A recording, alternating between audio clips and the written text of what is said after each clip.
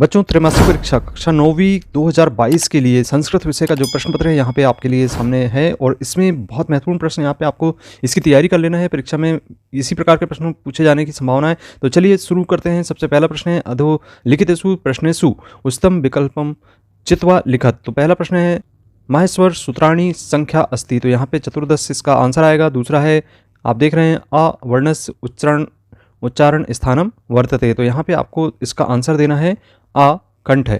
इसके बाद है स्वर्ण अस्ति। तो इसका सही आंसर है द।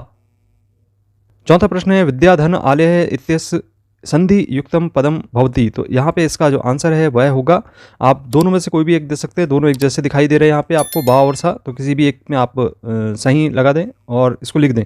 इसके बाद दीर्घ संधि उदाहरणम अस्ति। तो यहाँ पे दीर्घ संधि का उदाहरण है, तो आप देख सकते हैं यहाँ पे हिमालय है, ये दीर्घ संधि का उदाहरण है। इसके बाद सूर्योदय इत्स्मिन् पदे संधि रस्ति। तो यहाँ पे आपको सूर्योदय में संधि बताना है, तो यहाँ पे संधि होगी यण संधि। इसके बाद चलिए प्रश्न क्रमांक 2, जिसमें उचित विकल्प चुनकर आपकी उत्तर पुस्तिका में लिखना है। तो यहाँ पे आप देख रहे हैं निधन अवशत इत्यस्य संधि रूपम भवति। तो इसका जो आंसर है वह होगा यहाँ पर बा न्यवशत। इसके बाद वृद्धि संधि अस्ति। तो वृद्धि संधि आप देख रहे हैं इसमें। बाद चौथा यण संधि अस्ति। तो यहाँ पे सा ऑप्शन आपका ये सही है इत्यादि। इसके बाद अधोलिखितेषु अव्ययम अस्ति। तो यहाँ पे इसका जो आंसर है वह होगा आ। पांचवा नंबर देखते हैं राम एव विद्यालयम गच्छति अस्मिन् वाक्ये अव्यव पदम अस्ति। तो इसका जो आंसर है वह आपको देना होगा एव। इसके बाद इसमें अव्यव पद होगा, आप देख सकते हैं इसका सही आंसर आपको देना है एव। प्रश्न क्रमांक 3 उचित विकल्पम चित्वा लिखत। तो सही उत्तर चुनकर आपको यहाँ पे लिखना है। पहला प्रश्न है दृष्ट्वा इत्यस्मिन् पदे प्रत्यय अस्ति। तो पहला का जो आंसर है वह होगा कत्वा। इसके बाद दूसरा है ल्यप प्रत्यय उदाहरणम। तो इसका जो उदाहरण है आप देख सकते हैं, दूसरे का आप दा लिखेंगे विलोक। इसके बाद अगला प्रश्न है लघु तपम इतस्य संयुक्त रूपम भवति। तो तीसरे का जो आंसर है वह आपको देना होगा बा अगुत्तम। अगला प्रश्न है चौथे नंबर का, जिसमें देख रहे हैं हम पठ वित्वा इतस्य संयुक्त रूपम भवति। तो चौथे का जो आंसर है आपको इसमें देना है बा पठित्वा। इसके बाद आदाल्यम इतस्य संयुक्त रूपम भवति। तो इसका जो आंसर है आप देंगे आदल्यम। इसके बाद छठवा कृत प्रत्यय उदाहरण अस्ति। तो यहाँ पे आपको इसका जो आंसर देना है वह होगा गतः। इसके बाद चलिए प्रश्न क्रमांक 4 में उचित विकल्प चुनकर आपको लिखना है। तो यहाँ पे समासः कतिधा। तो यहाँ पे कति प्रकार का भवन्ति पूछा गया है। तो इसमें आपको पहले का जो आंसर देना है वह होगा, हालांकि इसमें इसका आंसर नहीं दिया गया है और इसमें ये षष्ठा होगा। 6 प्रकार के समास होते हैं, तो आपको षष्ठा लिखना है। दूसरा प्रश्न है अव्ययीभाव समासस्य उदाहरणम अस्ति।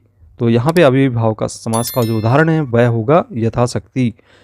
उपकृष्णम इस्मिन् पदे समासे अस्ति। तो यहाँ पे आपको तीसरे का आंसर देना है आ अव्ययीभाव।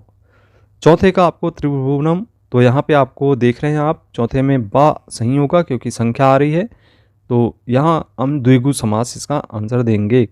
इसके बाद आप देख सकते हैं पांचवा प्रश्न पंचवटी इस्मिन् पदे समासे अस्ति। तो इसमें भी आ ऑप्शन सही होगा द्विगु समास। और छठवें में दशानन इति समास पदस्य विग्रह भवति। तो इसका समास विग्रह करना है, तो इसका सा ऑप्शन बिल्कुल सही होगा दशानी आननानी यस्य सह। सातवां प्रश्न है पीताम्बर इत्स्मिन् पदे समासे अस्ति। तो पीताम्बर में समास होता है बहुब्रीहि। इसके बाद चलिए 5वें नंबर का प्रश्न है उचित विकल्प चुनकर आपको लिखना है। तो यहाँ पहला प्रश्न है बालक इत्स्मिन् पदे शब्दे लिंगम अस्ति। तो यहाँ पे आपको जो आंसर देना है 5वें में पहला आंसर होगा पुल्लिंगम। इसके बाद बालकाय इतरत विभक्ति अस्ति। तो इसका जो सही आंसर देना आपको चतुर्थी। इसके बाद फलमिति शब्द कस्मिन् लिंगे अस्ति। तो यहाँ पे तीसरे का जो आंसर देना है आ। इसके बाद रमाम इस्मानी शब्दे वचनम अस्ति। तो यहाँ पे आपको चौथे में आंसर देना है आ। 5वें में देना है आपको, इसमें भी पठती में लट लकार आएगा और गमिष्यति इति धातु रूपम कस्मिन् लकारे अस्ति। तो यहाँ पे आपको छठवें का आंसर देना है लट लकारे। और फिर इसके बाद अगला है लंग लकार रस धातु रूपम वर्तते। तो 7वें में जो आंसर देना है वह आप देंगे द। तो इसमें आपको आंसर देना है द। आपको किन्हीं 5 के उत्तर देना है। तो यहाँ पे 6-7 प्रश्न दिए गए हैं जिसके उत्तर आप निम्न तरीके से दे सकते हैं। तो चलिए बच्चों, पहले 3 के आंसर हम देख लेते हैं। यहाँ पे आप देख रहे हैं यहाँ पे कि कवि का समुदित काम संबोधित काम के स्थान पे आएगा वाणिम संबोधिति। तो कवि वाणिम संबोधिति। इसी तरह कवि का वाद्यंतु वाणिम प्रथर्ति, तो वीणाम का के स्थान पे क्या लिखना है आपको? वीणाम। पूरा वाक्य लिखना है। और इसके बाद माता की आदेश्यत, तो किसको आदेश दे रही है? पुत्रीम। इस तरीके से इसके आंसर लिखना है। चौथे नंबर का देख रहे हैं मल्लिका पूजार्थ सखी भी सह कुत्र गच्छति। इसमें तो यहाँ पे आप लिख सकते हैं काशी विश्वनाथ मंदिर।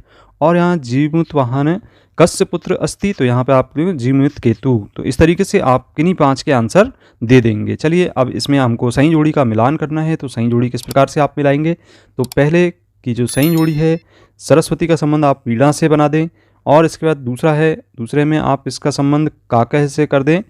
तीसरे में आप देख रहे हैं इसका संबंध कल्पतरु से कर दें। और चौथे में इसका संबंध आप नदह से कर दें। 5वें का संबंध आप समीर से कर दें। प्रश्न क्रमांक 8 देख रहे हैं जिसमें आपको शुद्ध वाक्यनाम सक्षम आम अशुद्ध वाक्यनाम सक्षम ना इति लिखत। तो यहाँ पे जो शुद्ध वाक्य उसमें आम लिखना है और जो अशुद्ध है उसमें ना लिखना है। तो यहाँ पे आपको मैं आंसर बता देता हूँ। पहले में आपको लिखना है आम, और दूसरे में लिखेंगे आप ना, तीसरे में लिखेंगे ना, चौथे में भी लिखेंगे आम, और 5वें में लिखेंगे ना। इस तरीके से इसके आप आंसर दे देंगे। इसके बाद आपको यहाँ पे एक 9वें नंबर पे गद्यांश दिया गया है, उसके प्रश्न के उत्तर आपको लिखना है। आपको आंसर यहाँ से ढूंढ के लिखना है। तो पहले का आप आंसर लिखेंगे ग्रामे का निवसत। तो यहाँ पे आपको ग्रामे एका निर्धना वृद्धा स्त्री निवसत। दूसरे में जो आंसर देंगे आपको, इसका आंसर आपको यहाँ से यहाँ तक लिखना है। द्विता की दशा, तो यहाँ पे द्विता विनम्रा मनोहरा च आसीत। इसके बाद तीसरे प्रश्न का जो उत्तर देना है आपको मात्रा पुत्रीम किम आदिशत। तो यहाँ पे आप इसका आंसर ये दे सकते हैं। तो ये तीनों प्रश्नों के आंसर आप इसमें से किसी एक को करना था। इसी प्रकार से आप नीचे वाला भी इसमें अगर आंसर मिल जाते हैं तो आप इसको ज़रूर कर लिए, किसी एक को आपको इसके उत्तर लिखना था। अब चलिए इसमें इसी तरीके से आपको पद्यांश के भी उत्तर लिखना है। तो यहाँ पहले ही पद्यांश देख रहे हैं जिसमें पहले का जो आंसर है निम्न प्रकार से होंगे। जो आंसर है आपको यहाँ पे जलम लिखना है पहले में। दूसरे का जो आंसर है उसका वृक्षा लिखना है। और तीसरे में आपको ये यहाँ से यहाँ तक का लिखना है। तो इस तरीके से आप तीनों के आंसर दे देंगे। किसी एक को करना तो आपको इसको भी आप कर सकते हैं। इसमें से भी इसके आंसर यहीं पे आपको दिखाई दे रहे हैं, उसको आप लिख सकते हैं। तो केसु के स्थान पे जैसे ये इसको आंसर लिखना है, और कम प्राप्त तो यहाँ पे निर्गुण। इस तरीके से आप आंसर दे सकते हैं। तो ये 11वां प्रश्न जैसा कि देख रहे हैं, अधो लिखतानाम त्रणाम पदानम पर्याय पदम लिखत स्थानों की पूर्ति करने वाले क्वेश्चन हैं। तो यहाँ पे रिक्त स्थानों की पूर्ति इस प्रकार से कुछ करनी है। पहले में आपको लिखना है नवीनामय, और दूसरे में आपको लिखना है पहला आंसर, और इसके बाद तीसरे में आपको लिखना है यहाँ से पहला आंसर, और ये इसमें आपको लिखना है पहला आंसर ऑप्शन। और यहाँ पे आप देख सकते हैं कि नहीं 4 को करना था, तो हमने 4 बता दिए हैं। बाकी के 2 आप कमेंट बॉक्स में कमेंट करके आंसर बताएंगे। चलिए इसके बाद आप देख रहे हैं यहाँ पे प्रश्न 13 और 14 में आपको प्रार्थना पत्र दिया गया है और सुभाषित श्लोक लिखना है। तो आपकी उत्तर पुस्तिका में आपके कंठस्थ किए हुए 2 सुभाषित श्लोक और यहाँ से प्रार्थना पत्र लिखना है। इसके बाद आप यहाँ पे देख सकते हैं कि प्रश्न के उत्तर आपको संस्कृत में भी लिखना है। तो ये इस तरीके से ये था आपका त्रैमासिक परीक्षा हेतु महत्वपूर्ण प्रश्न, और इसका आप अभ्यास जरूर करें क्योंकि इस प्रकार के प्रश्न परीक्षा में जरूर आएंगे, पूछे जाएंगे। बहुत से बच्चे अभी तक चैनल को सब्सक्राइब नहीं कर रहे हैं क्योंकि हम इसी प्रकार के जेन्युइन कंटेंट बनाते रहते हैं। तो आप चैनल को जरूर सब्सक्राइब करें। मिलते हैं अगली वीडियो में। धन्यवाद।